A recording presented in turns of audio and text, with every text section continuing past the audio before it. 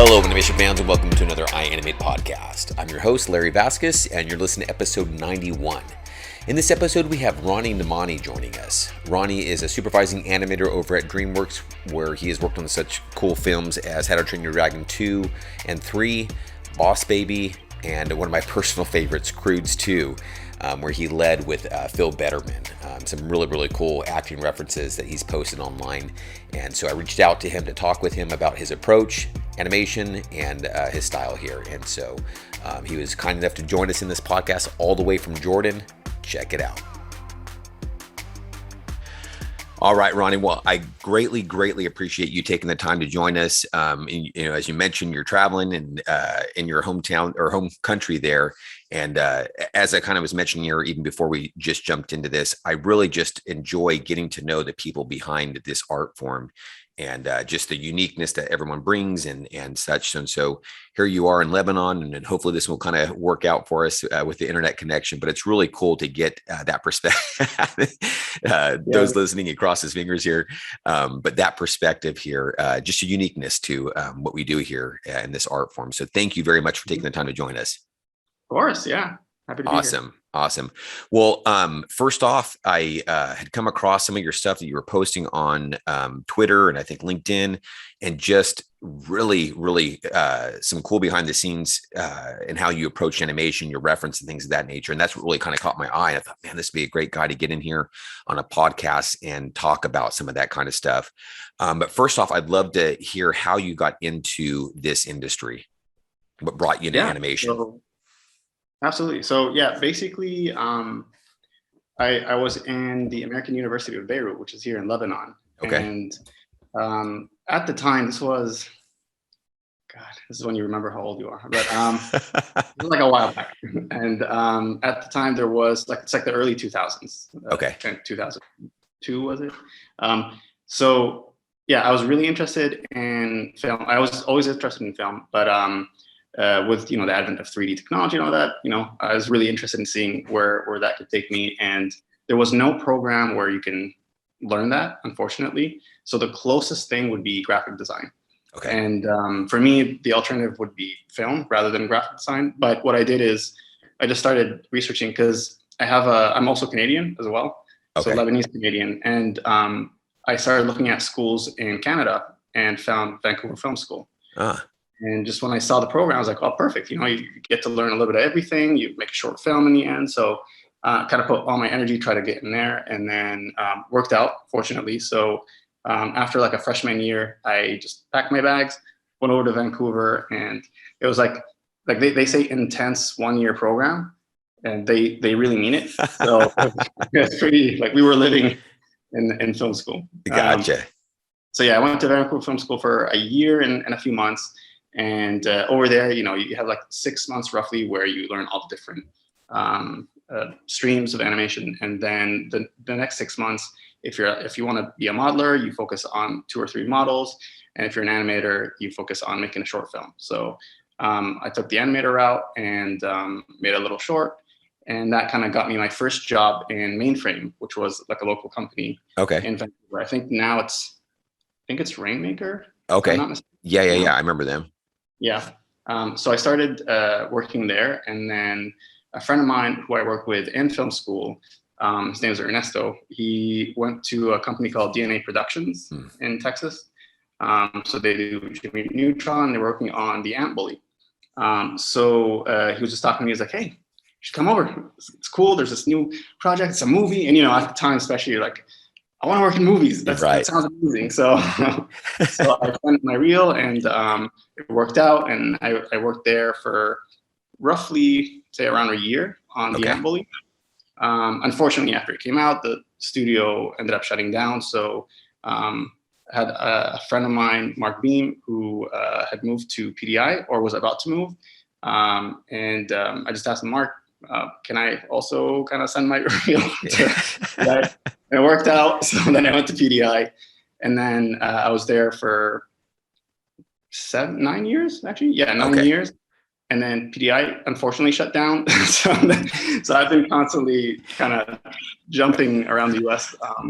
But yeah, it was, PDI was an amazing place to work. And so being able to transition from there to the Glendale campus, and everyone in Glendale was, super excited that we were coming down there, and it was like one big family, really.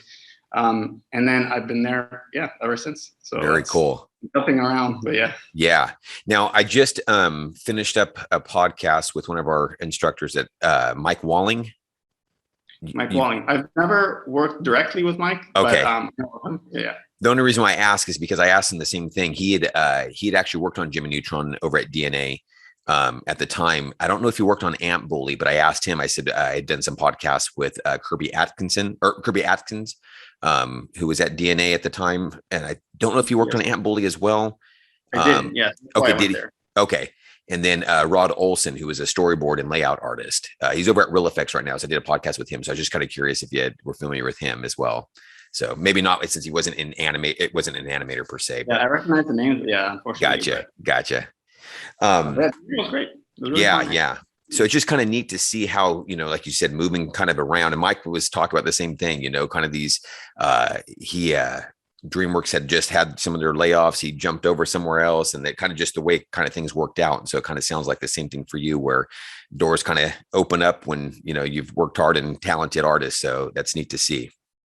Yeah. It's crazy how the timing works. Yeah. But yeah, it worked out. Thanks. Yeah. So. Any favorite projects that you've kind of worked on throughout your time here, particularly at DreamWorks? I know you've been there for quite some time. Yeah, I mean, I know it's like the PC thing to say, but I'm being honest. Like, it really, like, there's something about certain projects that are my favorite things of it. Gotcha. But for me, I had an amazing time on Croods 2. Recently, I had an amazing time on Dragons 3 as well. And one of the things is, like, a lot of these films, like the last few films I worked on, I was developing a character. I was working on a specific character, and so your whole experience changes, obviously. Gotcha. So I think, it's been really creatively satisfying just to be able to, like, focus on a character and just kind of put your all. Hone that. Yeah. And I mean, the thing that you realize too is when you focus on a character, you're constantly learning about them till the last shot. And when that happens, you go like, well, we should definitely always focus on characters now, because like if it takes a whole movie and you're still learning things, imagine if you weren't focusing on a character. There's disadvantages, obviously, like you're just focusing on one, so you don't get to animate other characters. But I do think that, just being able to hone certain characters, you see the value in having a lot of time. Gotcha. Developing something, Okay.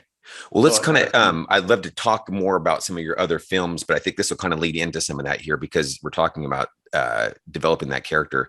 And one of the things that kind of, again, just stood out to me, and this is maybe where you can talk about it here, was your reference that you shot for Phil Betterman on Croods 2.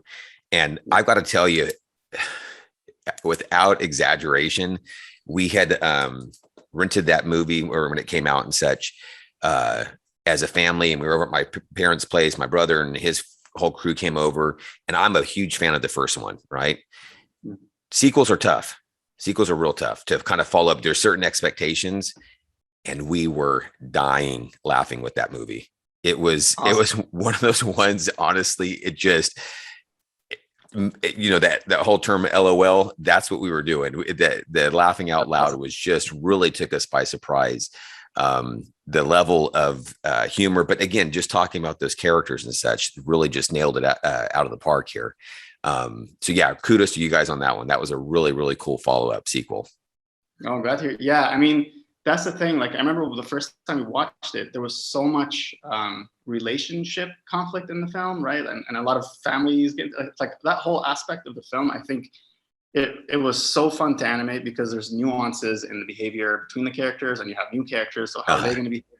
Like, there was just this complexity with all these scenes every time they were together. And yeah, I mean, it's one of those things where you can watch those scenes over and over. It's always something that you find, Yeah.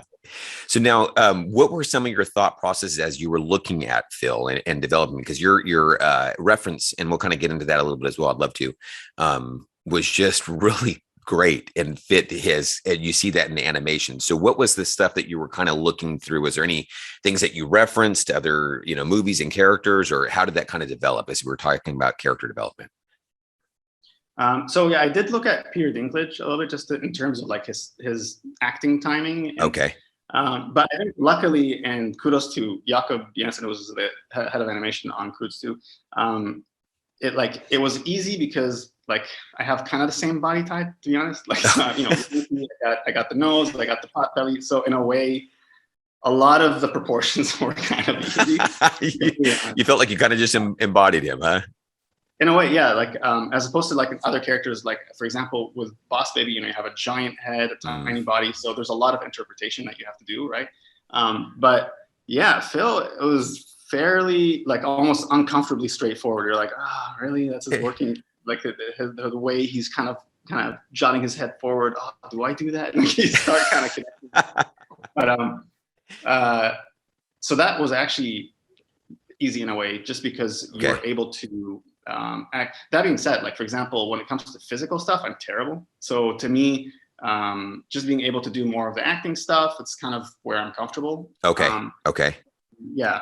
So it was just not having to worry too much about being on character stuff. It was great because then I can just focus on different acting choices. Gotcha. Going through all these ideas, and then you know, trying to pick the top 3 or 4, and then going from there. But it was a little easier on Phil just because of his body type. Okay. Okay, so let me ask you this then. How do you approach a shot then? Because you know, as I mentioned, the acting choices were just really a lot of fun and felt to the character. So what is it that you kind of, as you start approaching a shot, are you thinking about as you tackle a character like Phil? So one thing that I used to do, then stopped doing, and then started doing it again on Dragons 3 and Croods was, like I remember when I first started, like when you're super excited and you're first starting animation, like I used to take a sentence and then break it down to like subtext and things. And then, you know, as deadlines happen, you start to kind of find like tricks. You have to get things done. And then in the last few films, I was like, let me try that again. Like there was something about that maybe will help me think in a different way. So I started incorporating that again, which is basically, just listening to the voice and then bringing a pencil paper, breaking it down and going like, all right, can I break it to like 2 main subtexts, right? Like I'm trying not to get too specific just because that can also hinder you when you're taking reference, that you have to think of all these subtexts. But, gotcha. All right, if I can just break this to like two sections, and if it's a long piece, okay, maybe 3. But what is the subtext? So then that helped me not get too stale with some of the stuff I was doing, because what I realized is I was getting stale, where I was starting to do the same movements. And, you know, I mean, to be honest, like we all have our certain things that we do, right? Yeah. So there's things that I did on, you know, King Julien, then Boss Baby, then Grimmel, then like it's the same thing, but different designs, so it looks different, right? But so sometimes you kind of have to find ways to get out of your headspace, because you get into that bag of tricks. So that helped, like just being able to break it down. Like, all right, I was gonna do it this way, but what if now thinking of the subtext like completely differently, he would probably do it this way or that way, and that kind of helped. Very cool. Yeah, and then another thing that I do before I start is I'll open up the 3D scene, because the number of times where you go in and you're like, I'm gonna do this and that, and then you spend like a few hours with the reference, and then you just want to get it right, and then you edit it, and then you come over to your desk and then you open the shot and you're like, oh my god, this is the camera angle is different and this is different. Oh my god, you can't move from here to there because there's this object in the way. And so that after that, doing your homework beforehand, huh? Yeah, like that only has to happen a few times before you're like, all right, I have to, let's make sure this is going to work as an idea. And the more you can be specific, like the closer you can be to the camera angle and everything, the better, for sure. Because again, there's sometimes when you do something in the acting room, you're like, oh my god, that's great, I want to use this little bit, and then you open up the shot, the camera is a certain way, the character stage a certain way, and you're like, oh, I don't even really see that thing. Gotcha. And so all this energy that you spent there is now kind of gone. Okay. And the other thing is, because you spent so much energy in this 1 or 2 acting choices, now you're going to try to shoehorn them in because you're like, well, they have value in my mind, right? Because I spent so much time. So and sometimes it even changes your acting choices. So you do something and you're like, oh God, well, now I have to change this part that I love because, well, there's this other thing here. So how do I get from here? So all these things are like kind of almost sad reasons to have. Like, you don't want that to be the reason why you didn't do something. So I figured, let's try to figure that out in the beginning as much as possible. Of course, there's always going to be times where you don't, but, and then go from there and just like, okay, well, now with that out of the way, now that I know exactly where the camera is, what to do, now how do I act this shot out with these in mind? So then after that, by the way, yeah, if at any point I'm going off on a tangent. No, that's great. My only question would be, because sometimes maybe you've experienced this too, but it didn't seem like it too much on some of the stuff you were showing, but sometimes you can almost kind of Frankenstein some of our references together too. It didn't seem like you had that as much with some of the stuff that you were showing. Is that because those are maybe some of your more later references where you've kind of kept working that at and finally kind of, okay, this is the one I'm running with? Or how did that work? Do you experience some of that issues or what?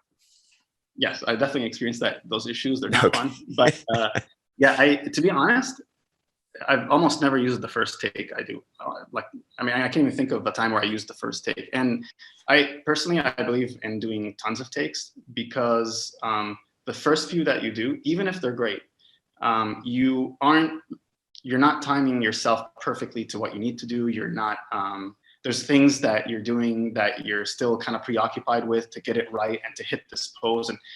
And for me, it takes like 20, 30 takes before you get to a point where it's now muscle memory. And now when it's muscle memory, you can now start thinking. It's like driving a car, but in a way, right? Like you drive it a few times, now you're used to it. Now you can start messing with the radio, which you shouldn't, but you know what I mean? So you're driving, a little more comfortable and natural now. Exactly. So I feel like it's the same with the reference. Like when I almost never do a great or good, even mediocre take the first time. It's always like, okay, this is terrible, but we know that that's going to happen now. Now let's just keep doing more, you know? Got those out of the way. Yeah. Yeah. And so that's one thing that I definitely do. And then the other thing is just like what I'll try to do is when I film reference, I'll look at the whole shot. I'll start acting out very free form just to, one, get used to the timing. And actually, that's something I want to brush up on. It's like the interesting thing is that, and the difference between acting for animators and acting for live action actors is like a live action actor is timing their dialogue. It's all them, right? And the director obviously is going to tell them, try to say this a little faster. Maybe you can get a little through this part, but it's still coming out of you. Right. That's never the case with Animate. Like we have to time it to how they timed their voice. Yeah. So for me, it's never really natural. Even the first time you do it, to me, is not natural because you're timing it to a voice that's timed for you. You're confined within that. Yeah. Yeah. So for me, it's like, okay, well, let's get to that muscle memory section so that we can start to get a little more natural with the thought process and free ourselves up. But the other thing I was going to say is, as I'm doing that, I'm also trying to see if there's any, like in the beginning is when I do crazy ideas, things that maybe I won't do, just to one, get it out of my system so that I don't stick and keep doing it. And two, so that you get to a point where you go like, you find new stuff, so that later on you can hone in on that new stuff as opposed to still trying to figure out new ideas. Gotcha.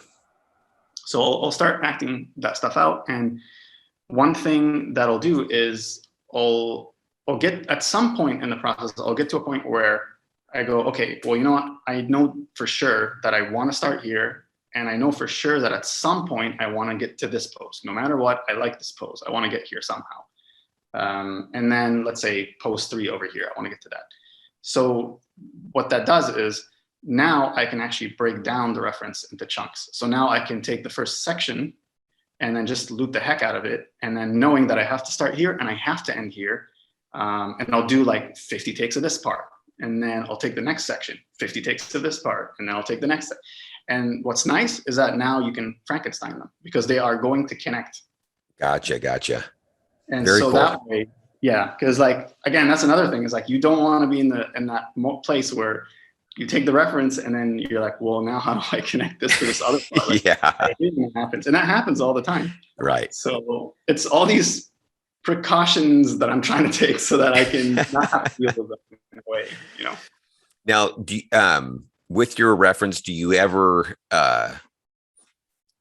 shoot it not to the timed of the audio, just so you get something that's a little more natural, knowing that you can take that in and start retiming it when you've blocked it out? Or do you try to continue to stay within that time frame? Does that make sense? Yeah. I'll mess around something like, you know, I'll open up, like, definitely part of the reference process is having Premiere open. Okay. Messing with timing. Now, this happens mostly in pre-production. So when I was doing the fill test, I was changing the timing, adding sound effects like little slaps, the sounds, and the kind of like when he's drinking. Like, those are all things that come after you decide to do that acting choice. So Gotcha, for sure, yeah. But for production, I'd say it's, in general, it happens much less, and it's like you really choose when it's worth doing it, because again, like, once the train's moving, you got so many shots to get through. So it's like, all right, I kind of have to pick and choose. Right. Okay. Yeah, I was just curious because, yeah, sometimes I've come across that where it's like I keep trying to continue or keep trying to get it within this time frame, and I feel like it's not natural. So let me just say it as if I were just saying it, not to that. And do I get natural acting choices based upon that? And then now, can I fit it within that time frame now? Does that make sense? Yes, absolutely. Yeah, okay. I'll do that sometimes. Yeah, sometimes you get stuck. Like you're saying, like, you get to a point where you're like, it's just not feeling right, and so you have to break it up. That does happen too. Usually for me, that's more of like a troubleshooting kind of thing, where if something's really just not working, I'll start to break off to different techniques like that, just to kind of see. Gotcha. How you might do it more naturally without being confined to this length of the dialogue, and then I'll try to fit that in after. Okay. And then how do you block out your reference? Do you stay heavy to it? I know we've had different artists from DreamWorks who have kind of approached things differently after having worked on what was the Rise of the Guardians, things like that, where it kept real close to the reference, almost on twos and stuff like that. I know Alexis Winteroy had done that for a bit. I don't know if he still does it. I'm getting another podcast with him on that, Arcane. So I'm curious to see if he still sticks with that here. Is that something how you do it? You keep real heavy to the reference, or do you kind of take those golden poses from your reference, block those out, get rid of your reference, and now just start animating?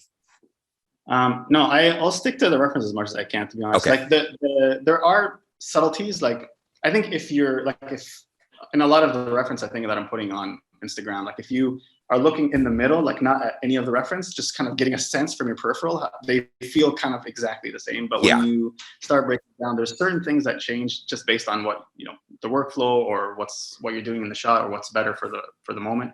Not by much though. I think, again, to me, reference is just as much an artistic tool as it is a production tool for me. Is like, with deadlines being what they are, I would much rather explore everything in reference, just because obviously it's cheaper, it's faster, and I won't lock myself in a room and cry after I show it. So I want to just make sure everything is working, because we just don't, we got to get it done. So I think it's important to so for me, in a way, animating a shot is all about just millions of questions. And as much as I can answer these questions at the front end, then I'll move forward more and more confidently, because there's nothing that makes me more not confident than when I start something and I'm not happy with the reference, and the director signed off on maybe a few parts of it, and then I start animating it and I'm like, there's a few gaps here that I need to figure out somehow. And it's like, it's such a laborious, tedious, slow process to animate anything, that the last thing I want to do is explore something using the curve editor, and it's faster just to act it out. And of course, this is mainly applying to bipeds. If you're animating creature, that might not work at all. Right. But it does work if you are animating a biped, then why not? Because it's just fun. So you feel more comfortable being in the exploration all up front, more with your reference there. Absolutely. The more you can answer, the more, because then when you get to a place where you want to, like, let's say you're figuring out some mechanics, and there's two different scenarios. One where you have everything approved in the reference, and then you're just figuring out mechanics now, and you're like, you know what, I'm going to spend all of today just figuring this thing that's not working, and it's fine because everything is approved. So I know that this is the acting that the director likes.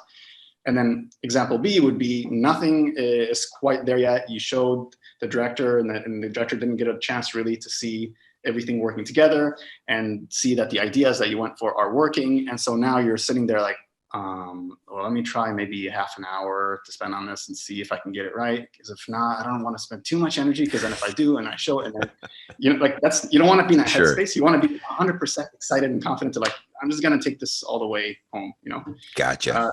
So yeah, to me, I very much value, again, in production, like I think if I'm animating something at home by myself, that's a very different workflow. But you know, that's the thing with commercial animation, right? Like or like production is like you're actually animating in production. It's a you have deadlines. You have to incorporate that into your workflow. So gotcha. Yeah. So let me ask you this then: where do you? So you would find, if I understand you correctly, you'd find your happy accidents, so to speak, more in your reference and things of that nature as you're exploring your acting choices. Yeah, Okay. For the most part, unless it's something super pushed and cartoony, and the character designs are super pushed and cartoony, where you're gonna do like, if they're gonna do crazy poses that you can't do, then it becomes about like thumbnailing it in 3D. So like just going quickly and roughly messing with the rig and going like, all right, maybe it goes from here to there, and then I know a lot of people do this as well as myself, where like you'll start creating crazy poses one frame after the other. Just to save everything that you're trying out, and then you'll start spreading. Yeah. So so this is a lot of the stuff that I'm talking about is more to do with things that you can take away from the reference fairly closely. Okay. But if it's something that's super cartoony, then the workflow changes quite a bit. Okay, so this would maybe be more for stuff that you did with Croods 2 and How to Train Your Dragon 3, right? Yeah, exactly. So then how would you have approached, because I noticed you were also on a supervising animator for Boss Baby. So how did your workflow and reference things of that nature change for that? So actually Boss Baby also, I managed to get like some of the, because some of the shots were more subtle in terms of what he's doing. I did notice that, but I did notice in one of the ones you had on your reel where he's walking or kind of dance walking on the sidewalk. And so that would have been very different. You know what I'm talking about? Yeah. Yeah. He kicks the bike. Yes. Yes.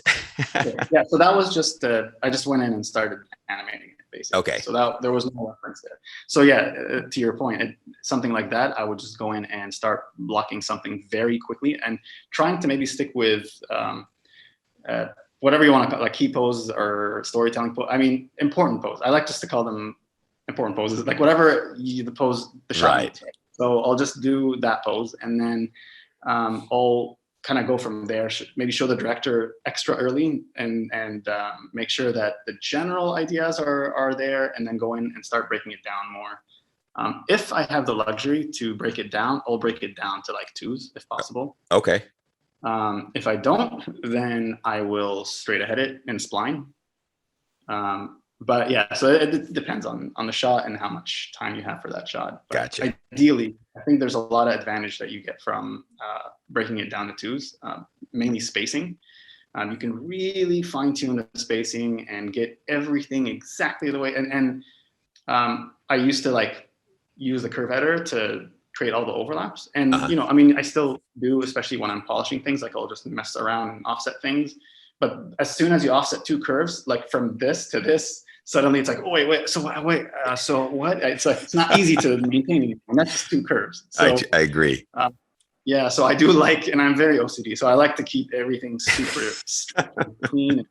And yeah, so what ends up happening is like when you're blocking it on 2s, is you can decide what type of overlap, because that's the thing that's tough to get when you offset. When you offset, CG gives you an overlap, but it gets tougher to control the timing of the overlap. But when you're just doing this kind of thing where it's throughout the whole, every 2s, you can really shape the overlap. Gotcha. After you do that a few times, you realize how valuable that can be, because you can get more specific. Gotcha. Now, do you feel like that's come through just experience being able to get those overlaps, things like that in your breakdowns as you've grown as an animator? 100%. Okay, because the reason why I ask here, you've worked with Jason Ryan as well, right? On Madagascar 3, probably, and Megamind. We worked on Megamind. I was in PDI. Jason That's was right. in, He's here. Okay, yeah. okay. So it's just he does our a live demo or a demo each week, and it's fun just to see his process. But a lot of what he ends up doing is in his breakdowns, he's already kind of building in some of that overlap. But I think that's part and partial because he's seeing it as he's breaking that down already. And I think that just kind of comes from experience. So would you kind of feel the same way in that? That's just my observation. Yeah, no, exactly. Because the thing is that the more you do a shot like that, or an action like that, I should say, the more you have comparisons. So it's like, oh, I did it this way last time, so this time, what if I do it that way? Or so you have more to kind of bounce those ideas off of because you've done it before. So 100%, the more you do it, the more you see that in your as to break it down. Yeah. Yeah, you start seeing the matrix in a way. Yeah. Right? Yeah. There you go. So. Very cool. Now, one of the things that you mentioned in regards to your spacing, and maybe this is kind of, I know spacing and timing are different, but kind of, obviously work very well close together. One of the things that that stood out to me in your animation was just the, I don't know if the snappiness with it, and even in some of the, I forgive me on this one, and I'm probably going to get maybe some hate mail on this one here. I did not see How to Train Your Dragons 3 yet. I forgot why, and I just have not had a chance to. So I don't know what the villain's name is. Grimmel. Yeah. Okay, with the white hair. Yeah, Grimmel the Grizzly. Okay, and then you have on your site, and maybe we'll link to that specific shot. Beautiful timing. Thanks. And just even when he kind of laughs, that kind of the shoulder and just beautiful. But then I looked back at some of your stuff with Megamind and Boss Baby, and it's still that same nice timing in that, nothing feels, it wouldn't look like you just rotoscoped, obviously your reference, the timing on it is just, it feels sharp and it feels really nice. Is that something that you've kind of, I don't want to say unique to you, but something that you've just kind of developed, or something that you kind of saw from other artists that you've worked with and kind of just picked up on, or how did that work?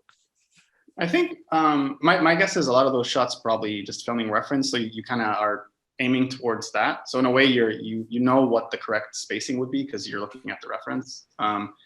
But I think a lot of the change has less to do with getting there and more about how you're getting there. Like I think in the beginning, especially with Megamind and Madagascar, and the earlier you go, it was the earlier you go, the more of a struggle it was to kind of reach that kind of spacing. Okay. I think that's something that has gotten, I wouldn't say easier because it's still kind of difficult, but like slightly more, like I get slightly more encouraged that it's gonna get there. Whereas before you're like, I don't know, which still happens, but I think it does get a little bit easier to see that you're gonna get somewhere with it. And again, I think with breaking things down like that to twos when you can, it looks like that it's working before you spline anything. And because it's on twos, that it's actually, you're not afraid to jump to the spline section because that's always scary, right? Yeah. And it's always going to be scary. So I think the more you can just kind of decide things again in the beginning and make it work in the blocking. And that's why it's important to have the reference fully approved so that when you do spend a decent amount of time and getting all these things, you're a little more comfortable doing that because you're like, well, okay, I know that the reference, when you show it, it got a certain reaction. So you're like, okay, now I just have to make it work. In a way, you're working to get whatever reaction you got back into the blocking. So you feel like there's enough value to put time there until it works. Gotcha. There's something that you're looking for. So gotcha. But yeah, it's in general, I think it's less to do with like my eye getting sharp or anything like that. It's just more like the reference is the reference. So I always know that this is what I'm supposed to hit, and be it from Megamind or from Croods. And then it's just like, how can you get there? And it gets slightly easier. Okay. Because yeah, just the timing, on Boss Baby would seem self-evident because the style of animation is very kind of more snappy and stuff. But it just seems like even in something like How to Train Your Dragon 3, that obviously much more naturalistic, but still some of that sharp timing in it was just, like I said, it was just beautiful. It just felt crisp, I guess, in a sense, and it gave it that more natural ability for it. Sweet. Well, I'm happy to hear that, because I do like that. Like, I do like sharper timing in general. Okay. And so just being able to kind of work towards that, I think always gives you, like, there's always a moment where it crosses from feeling floaty, right, to feeling just weighty. Right. You're always kind of trying to get there. So once you get there, it's like, okay, well, now I kind of got there. Now can I push it a little bit more than the reference, right? Okay. And it's like devils in the details, where you're like constantly pushing this part and then pushing the spacing here a little more and then pushing it. The more you can do that, the sharper and crisper things can get. But yeah, it's always a place that's kind of, when you get there, you're like, all right, cool. That's kind of what gives it a little bit more than just the reference. So it doesn't feel like it's okay. Very cool. And it made it kind of, what makes it entertaining more, than just the reference. Yeah, because it has an extra thing. But yeah. So now you were a supervising animator on Croods 2, How to Train Your Dragon 3, Boss Baby. Is that correct? Mm-hmm. Those are the last three where now you're a supervising animator, right? How has your roles changed? Because it looked like on Penguins and Madagascar, you were animating, and Megamind animating as well. Madagascar 3, you were animating. What were your roles different from supervising from just animating on the shows? So yeah, the role change. So on Madagascar 3 and Megamind, I was a lead on one of the characters. So there was still a lot of character development going on. Okay. So in a way, that part of it was the same, because you're building the libraries, you're doing some animation tests, and less so with so on Madagascar 3, I was focused on King Julien, but obviously he was already developed from the previous two films. So I was just kind of carrying on what was already created and just adding, finessing things that are already, all the little mannerisms that he has, that's stuff that was already discovered way before I even touched the rig. So I think in a way that was very different than Megamind. In Megamind, I got a chance to work on Minion, and that was like from the beginning. So I was kind of focused on just different body mechanics, and it was fun because you have a fish and a gorilla body, so it's like, what can you do with that? And then you have the tentacles, so working with other departments. So all those things, obviously, as a supervisor, you're also doing, especially that supervising in general at DreamWorks is also character based for the most part, right? So you're kind of applying the same stuff, but of course you also have to animate. So the tasks add up, for sure. I think in terms of character development, in terms of just animating a lot of shots with the character and getting to know the character, that's all very similar. Library, very similar. Obviously, as a soup, there's a ton more meetings to go to. There's you get to work more with all the animation team, which is one of my favorite parts, and so that I think is heavier on the soup side than on the lead side. With the lead side, and I will caveat, it also depends on the project. Sometimes depending on the character, depending on the production, depending on how they want to run the show, you could end up even as a lead doing a lot of stuff that the soups are also doing. Gotcha. So it's, in a way, every show runs in a different way. And, but roughly speaking, there's just more meetings and there's more one-to-one time with the artists and being able to sit with the animators and look through it and brainstorm. So that's kind of the difference. I think obviously if you're animating, then you're usually just kind of focused on animating. And but that being said, so depending on the show, again, there's a lot of times where all of us get together and brainstorm ideas.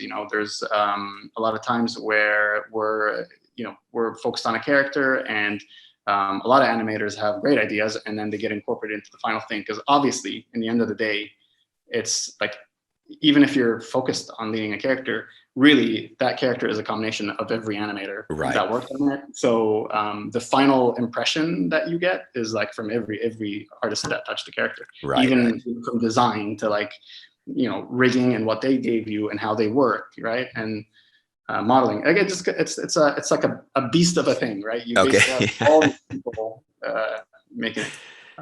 But I would say, that's basically the biggest difference, is just going from meetings and one-to-one discussions with the artist, and then if you're a lead, it's more focused on the character. And then if you're an animator, either you can ask to focus on a character if you'd like, or there's animators that like to just jump around. So it just changes. It's a very broad answer that I gave you, but it's because every project is so different and it runs differently. So gotcha.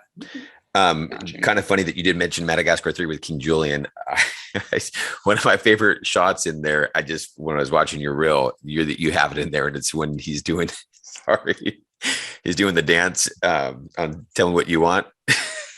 Oh, cool. That was. Did you shoot reference for that?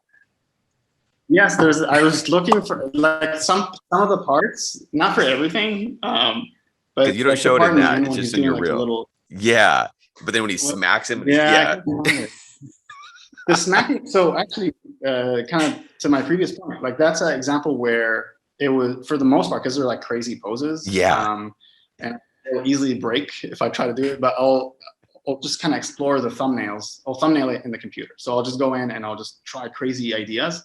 And I would just put those poses one after the other. So like the first 20, 25 frames were just poses. Okay. And then I would like take this pose and that pose, put them together. And I was like, I don't quite match. What about this one? And what you quickly realize is like, all right, well, these two poses are both strong, but together they just kind of nix each other. So you have to. So you do a lot of that, and then in the end, when he's like, I wanna, that was like specifically referenced, but I can't find it. I was like, damn it. So, I love that shot there when I was looking through your reel. I'm like, he did it. That's awesome. Now let me ask you this though, because you mentioned I looked on your site, and you also you illustrate. You're an illustrator as well. Do you use some of that in your process? Because as you mentioned here, you know, particularly on that Madagascar 3 shot, you jumped into the software to kind of thumbnail, so to speak. So what would be the advantage or disadvantage, so to speak, of jumping in and doing it that way? So as opposed to like, because you obviously have some skills in your artistic ability. So why didn't you jump there first? Is it because let me ask you that. Why didn't you jump there? I mean, is because like every time I try to do that, so by the way, I've been practicing drawing for the past few years now. But during Madagascar 3, I couldn't really thumbnail. Like, I think there's two things now that I can thumbnail that I couldn't thumbnail. Gotcha. Okay. At the time, I tried thumbnailing, and this happens to me almost all the time. Is like I thumbnail, I'm like, all right, cool.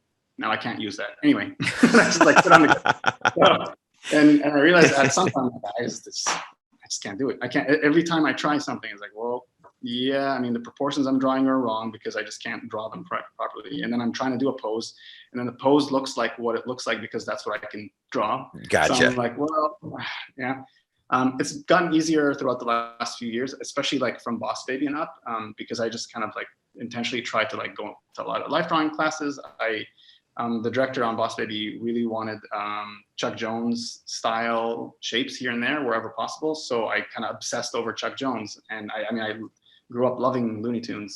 So like, perfect, yeah, let's do it. So I obsessed to the point where I felt the difference in my drawing during Boss Baby, and then took all that, applied it on Dragons, took all that, applied it on Croods. So now it's kind of snowballing. Gotcha.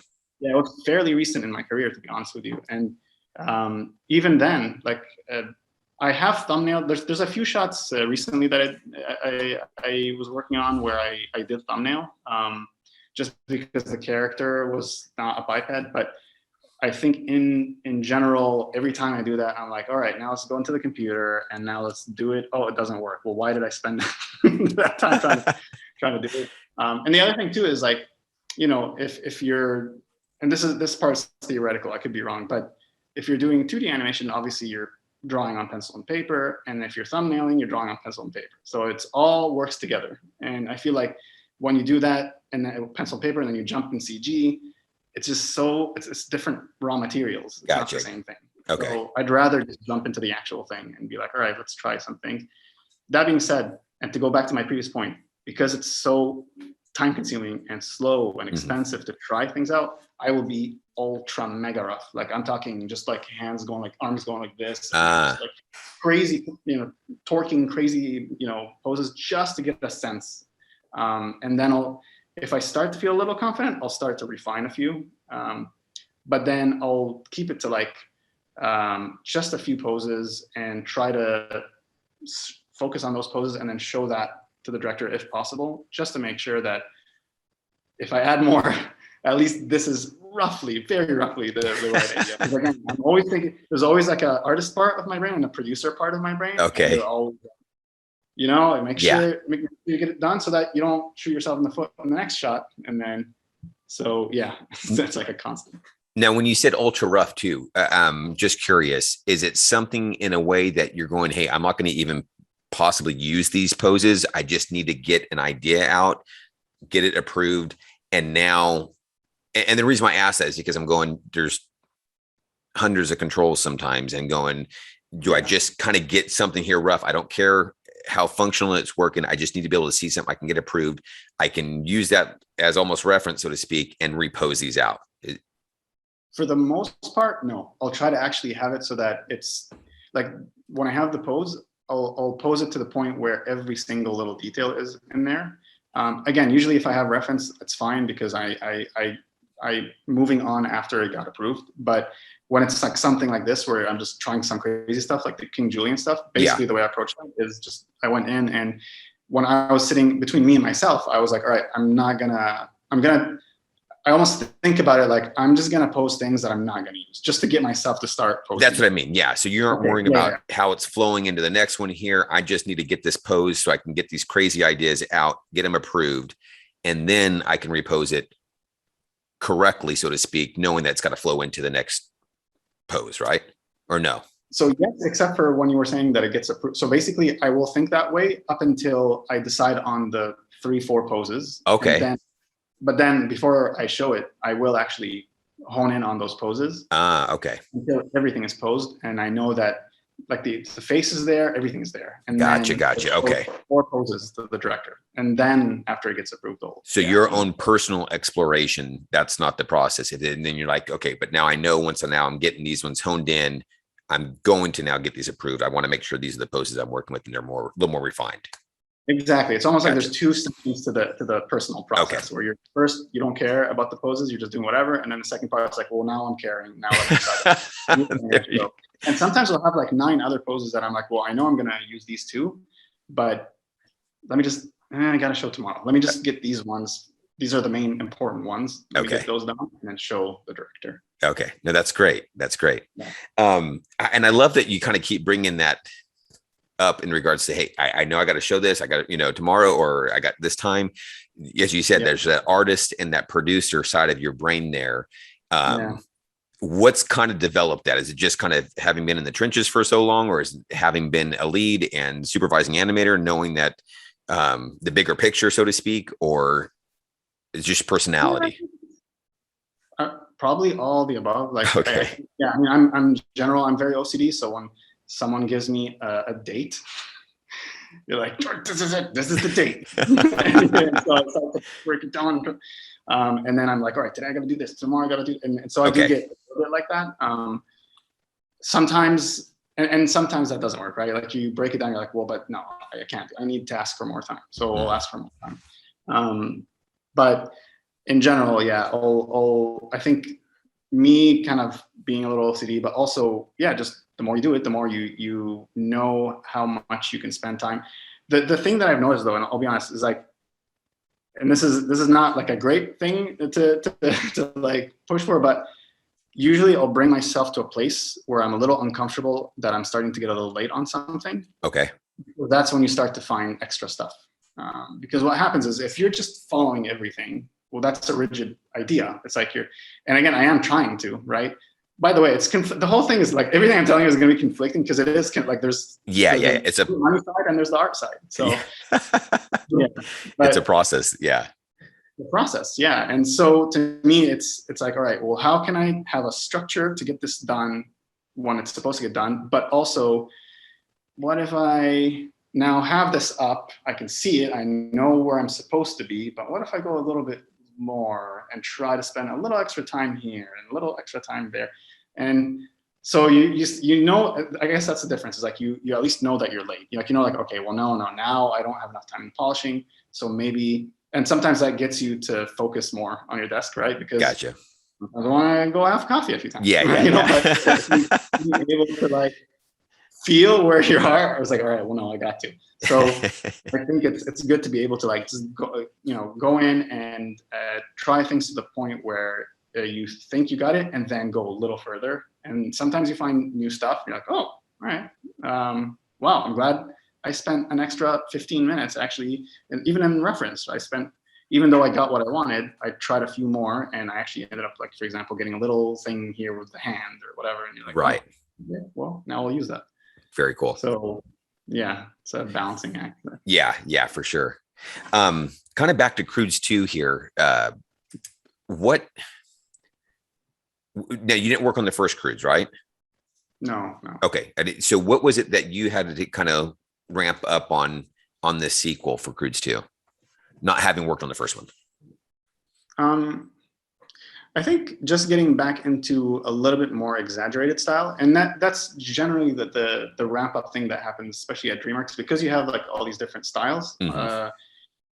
It's a blessing, but at the same time, you kind of need a ramp up every time. So like coming from Dragons, obviously I was getting a bit more grounded in the animation, and then to jump on Croods, well, now I have to kind of exaggerate again, right? Gotcha. And then coming from the Boss Lady to Dragons, we're going from a little hey, we man. We got to tone this down, Ronnie. Yeah. What's that? Yeah. It's like, calm down. Yeah. He's not possible. Stop scaling the head.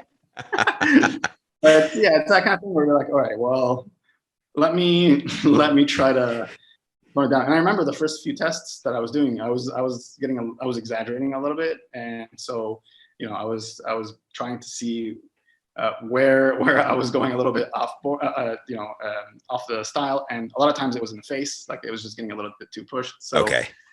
Just being able to hone that back down. Gotcha. It takes a few months. Okay.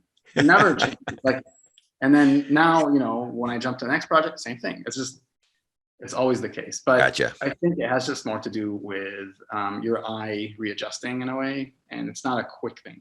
Okay. Now I did notice on Croods 2, it was a little bit more, it felt more pushed, maybe in just certain spots than the first one. Is that fair to say? Yeah, like when they're eating the caveman mode. Yeah. So I love that too. Like I love going crazy, and that's an example of something where you don't film reference, because there's no way I can open my head that way with it. So you just go in and then you just try some crazy stuff, right? Gotcha. And I'll be honest, it's more fun. Like it's more fun when you're not having to stick to reference, to be honest with you. Like, because you go crazy and you just try stuff, and your way of thinking switches. You're not going, okay, so then how do I take this and make it here? You're not thinking that anymore. You're thinking, what if I put this here? What if I put this there?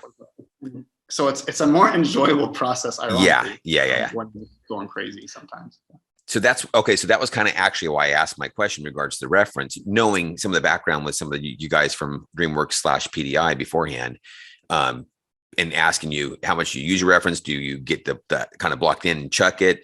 So you willing or admitting though that a little bit more fun of a process, not having it, but back to your point though, the necessity of it, both because it works for you, and because of the production timeline and schedule. Is that fair, or am I missing something too? Like the fact that like having reference is has its place, or that it's more important, or no? Why? So, for example, you said that in some ways it's more fun not to have the reference and you kind of just go crazy, but yet you go, I heavily use my reference. So my question would be, then why?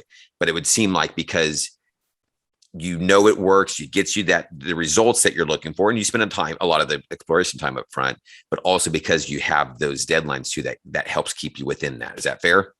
Absolutely. Yeah. Okay. And to add to that also, I mean, there's things that I can't go in and do. I'd be lying to myself. Like I need, like there's, you know, those little unexplainable articulations and movements. Sometimes you can't just like go and be like, I'm going to make it.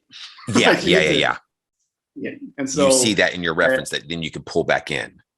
You see it in you see it in the reference. And even if I weren't to copy my reference exactly, like, you know, in the past, there's been, of course, like in my learning experience, like there's been a lot of shots where I filmed reference, but I didn't follow it that much. Now I've been following it more and more as I, you know, continue in my career. But yeah, in the beginning, like there's times where I'll do something and like I'll film some reference and then I'll take a few main poses from there. And then I'll just kind of, if there's like one part that has this kind of movement that I just don't know how to put into words, but I want, then I'll start to stick more to that section of the reference and then get out. But I think just doing it for so many years, you start to get comfortable with reference. And so it just, you just stick with it. But always trying to see where you can push things, you know. Right. And that's a great point, because I think that's something I've noticed, you know, with students going through our program and stuff like that, when they hit that reference, it's to knowing where to kind of push it, because we are entertaining at the end of the day. So, yeah. And I mean, to all the students that are listening, it's like, I know when I was a student, there's this thing in your mind of like, should I use reference? Am I cheating it's like, please don't think that at all. Yeah. Everyone uses reference. And it's part of the process. Like, it's just, you don't have to use it 100%, but definitely take reference. Like it just helps you explore ideas. Use it how you will, but take reference. There's no cheating with that. Right. And I guess that's my point, is that there's almost seems like there can be two concerns. One, am I cheating? Or two, am I being a slave to it? You know, and you're going, okay, where can I find that balance of going, no, this is great, I'm using it. This is now where I'm going to push it now, and things of that nature. Yeah, and it really does depend on each person, right? Like, I think what works for me, obviously, is however my brain is wired in there. This is what I found after years works for me. But it is important to like take everything I say with a grain of salt and see what works for each person. Because there's people that like the animation to evolve, and then you see the final thing, you're like, holy cow, that's awesome. They're like, yeah, I came up with that later, and then you go like, oh, so then. Yeah, am I doing it wrong? There's always self-doubt, never goes away. Right? Yeah. It's always next to the door waiting to knock, right? It's like, hey, so it's been a while. And then, you know, so I think it's important to like just take it and see how it works for you. Because you're in a way, you're finding, that's the correct word. And it's going to sound like I'm being pretentiously philosophical, but it's like you have to find your workflow. But it's true in a way. Like you have to see how your brain is wired and see what things are lacking in the way that you're doing things, and then create a workflow that fills those, like gives you those crutches. And that's what I do, right? In my workflow, I fill in my gaps and with crutches that work for my gaps. Right. That's a terrible example, but anyway. That's good. Because like I said, particularly because you can see from your stuff, it obviously works. It works within a schedule and production pipeline, you know, so you go, why would you want to abandon that? But you go, to your point though, you go, that's what works for you. That's been helpful. And I think that's the part of being open to trying stuff like you've done, or someone else going, hey, look, let me try this here a little bit. I've got too comfortable here. So yeah, I appreciate that. No, of course. Yeah. I mean, you basically, I just keep doing it until one day I fall on my face, and then I'm like, all right, it's time to readjust. let's see what I'm doing. Whole new show comes out and you go, okay, I got to change my workflow here, huh? Yeah, it's going to happen. Like, for sure. Like, you have to constantly, there's always something that goes with animation. Yeah, that's right. For sure. Yeah. Any particular characters, you know, you've been, you mentioned you've been with, PDI/DreamWorks for how long? 15 years. Okay, so a good chunk of time here. Yeah. Any particular characters you've just really enjoyed working on that are kind of like staples for you, man? You're like, oh, I loved working on that character or characters. Let's see. I'm just jumping through all the shows right now. Fast forward. I mean, I don't know if this is just because it's recent, but I definitely have been enjoying the most recent ones, like Boss Baby, Grimmel, and Phil. And Okay. again, I do think that a lot of it has to do with the fact that I'm like I'm leading those characters. So you get to a point where, you know, when you're supervising character, you're building the library, you're creating all these things for them. So you feel like you're getting to know them A little more even before in production depth. starts. By the time it starts, you're comfortable with the controls. So you're just going in and you're just focused on other things and you're not worried. And I mean, that is something that's a, in a way, it's like a advantage, right? It's like, if Yeah. you are focused on a character, you do have that advantage, to be honest. But those three, in very different ways, they were the most satisfying, for sure. Okay. Yeah. No, that's great. And particularly because they kind of all three hit a bit of a different style too. Great. I'm glad to hear that. Yeah. But I mean, you look at Grimmel from How to Train Your Dragons 3, which is a little bit more naturalistic. Boss Baby, as you mentioned, kind of more that Chuck Jones. And then, you know, Croods 2 is kind of more in the middle of those two, would you kind of say? Closer to How to Train Your Dragons 3, but still a lot of that more pushed. I think, yeah, it's like an exaggerated step from Dragons with Croods. And I think, with Boss Baby, obviously, even more so.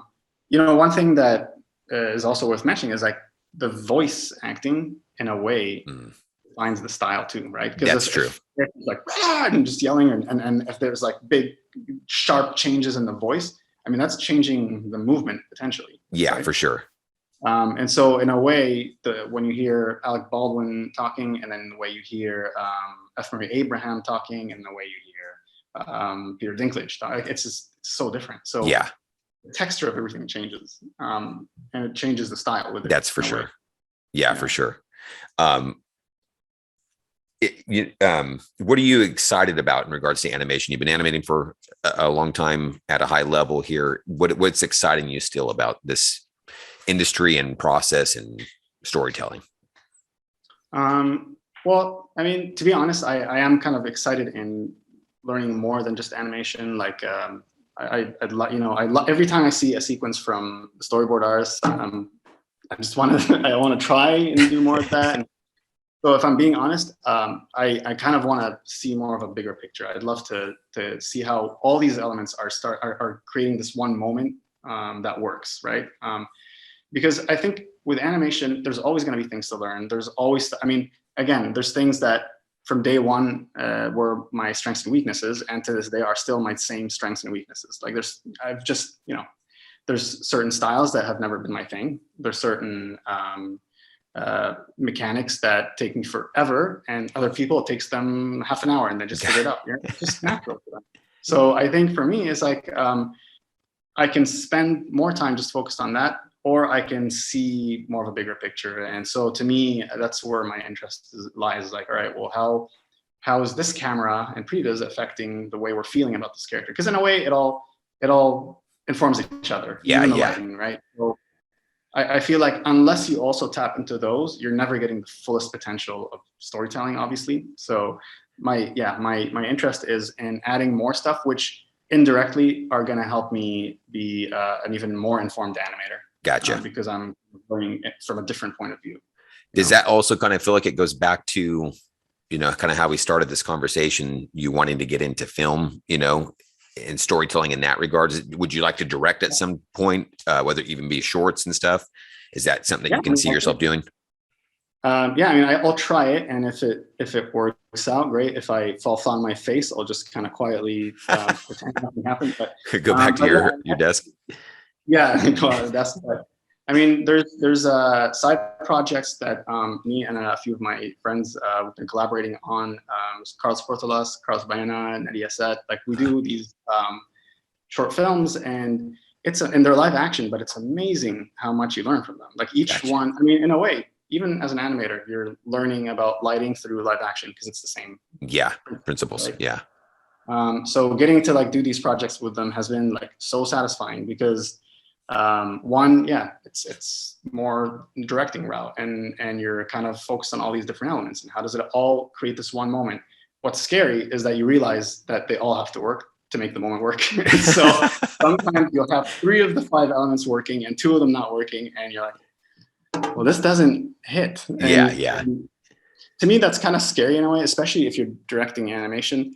To be completely honest, I love live action. I love animation. I love live action.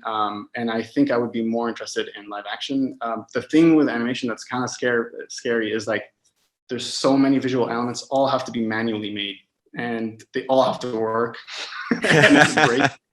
And it just doesn't work, right? You built this whole moment and it doesn't work. Right. So I don't know, maybe with live action, there's other disadvantages, but I feel like you just can reach results faster in a way, and you can explore more acting. Like, it's reference, right? You do reference, basically. The actor's filming reference, and then you're done. You don't have to animate it. But that's not to say, like, I think I'm always going to have a super like soft spot for animation because, it's never been an easy thing to create, but it's always been rewarding once it's created. Yeah. And you just look at it and it augments reality, right? You're just adding something that you won't otherwise ever see. So I do appreciate the fact that you're trying something and you're bringing entertainment and ideas to the audience that otherwise they wouldn't be able to see. And so that's why I also appreciate when there's a lot more styles being developed and a lot of different, some darker tones, some lighter tones is also fine, but obviously lighter tones is most of the market. But just seeing very different styles, I think it makes the culture of entertainment richer because you get more from it. Yeah. So yeah, there's a lot to learn. But yeah, all of the above. Okay, so last question here.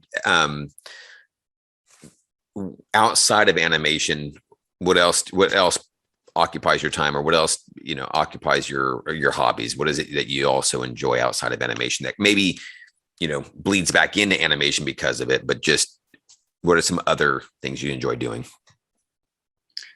Let's see. It's funny because a lot of them are related to animation in a way, or to film. But I love music.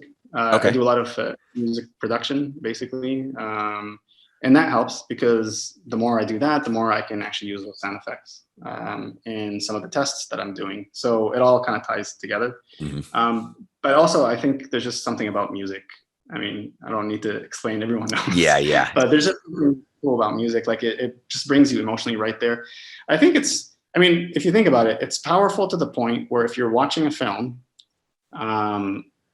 visually it could hit you without any sound. Yeah. But there's concerts that are done with no visuals. It's just the music. Right. And that's how much it can hold itself up to. Like you can be at a concert for 2 hours, but I think it would be a little tougher to be in the theater for 2 hours without sound. Yeah. So it's kind of a big deal, and bigger than I think we usually give it. Right. So yeah, I love creating music. I love tapping into just different genres as well, whether it's electronic or heavy metal or anything really. That's one thing. Drawing for sure, designing, that's another thing. But it's like I'm telling you, it's like they all kind of relate. In general, I'm not very outdoorsy, but I've been doing it more. But the more I do it, the more I realize like, okay, I should probably do this more because you learn stuff. But, deep inside, I think just ever since I was a kid, I just wanted to be in a room and just do stuff, create stuff, and just it's what it is, right? Yeah. Nintendo generation. Yeah. Well, very cool, Rani. I really, really appreciate this time and your input. Like I said, when I saw some of the stuff you were posting on a very fun movie that I enjoyed, I thought, man, I got to get him in on this podcast. So I apologize it's taking so long to actually get you hooked up on this, but I, again, really appreciate your time. And I know this can be a good deal for people to listen to. So thank you. Absolutely. Thanks for having me. And yeah, it was a pleasure. It's fun talking about it sometimes rather than animating. Yeah. So it's nice to reflect back at all these things. That's right. And your internet held up. So really, really cool. Yes. Awesome. I'm glad. All right. With that, we are out.